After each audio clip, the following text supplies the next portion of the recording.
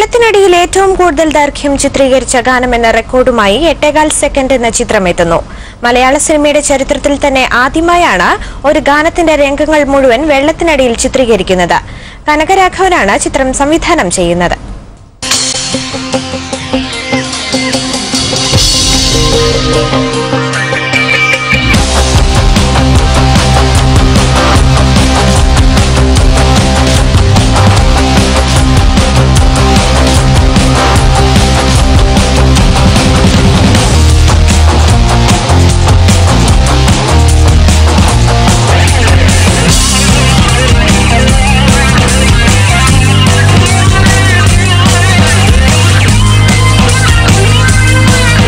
Under water shoot ആദ്യമായിട്ടാണ് അങ്ങനത്തെ ഒരു ഷൂട്ടിൽ ഏർപ്പെടുന്നത്.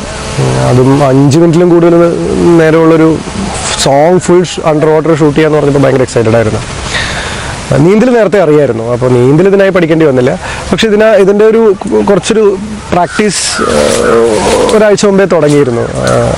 അപ്പോഴൊക്കെ കൂടുതൽ ഇപ്പോൾ വെള്ളത്തിനടിയിൽ ബ്രീത്ത് എങ്ങനെ ഹോൾഡ് ചെയ്യണം എന്നുള്ളതിനെ കുറിച്ചായിരുന്നു കൂടുതൽ പ്രാക്ടീസ് ചെയ്തിരുന്നത്. എത്ര നേരം വെള്ളത്തിനടിയിൽ ബ്രീത്ത് ഹോൾഡ് ചെയ്ത് നിൽക്കാൻ പറ്റുന്നത്.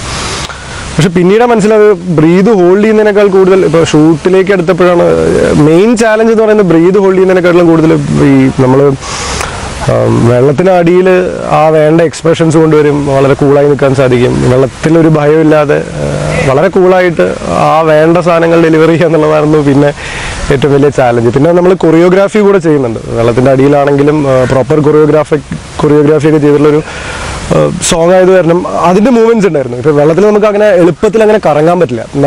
നമുക്ക് നമ്മളെ തന്നെ പുഷ് ചെയ്യാൻ നല്ല ബുദ്ധിമുട്ടാണ്. എന്ന് പറയുന്ന സിനിമ നമ്മൾ അതിൻ്റെ സ്ക്രിപ്റ്റിൻ്റെ ഒരു പ്രത്യേക ഘട്ടത്തിലെത്തിയപ്പോൾ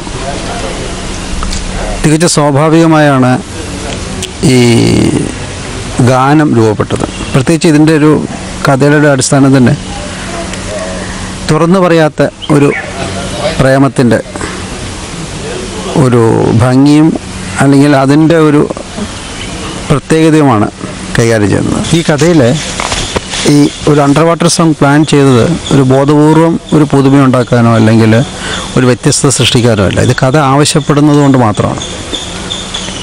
ഇതിലൊരു പ്രത്യേക ഘട്ടത്തിൽ നായകനും നായികയും തങ്ങളുടെ അനുരാഗം അന്യോന്യം ബോധ്യപ്പെടുകയാണ്. അന്യോന്യം സ്നേഹമുണ്ടെന്നും അനുരാഗമുണ്ടെന്നും ബോധ്യപ്പെടുകയും എന്നാൽ അപ്പോഴും അവർക്ക് തുറന്നു പറയാൻ വയ്യാത്ത ഒരു പ്രത്യേക സാഹചര്യത്തിൽ നിലനിൽക്കുകയും ചെയ്യുന്ന ഘട്ടത്തിലാണ് ഈ ഗാനം ഉണ്ടാകുന്നത്. I think it's the first time something like this is happening in India, if I'm not mistaken. We are shooting the longest underwater song sequence. It's about 5 minutes plus. എല്ലാവരും പറഞ്ഞു ഇതൊരു ഭയങ്കര ചാലഞ്ചിങ് സോങ് ആയിരിക്കും. I think the main constraint being budget wise, it would be a really expensive project to do something like this to the scale that we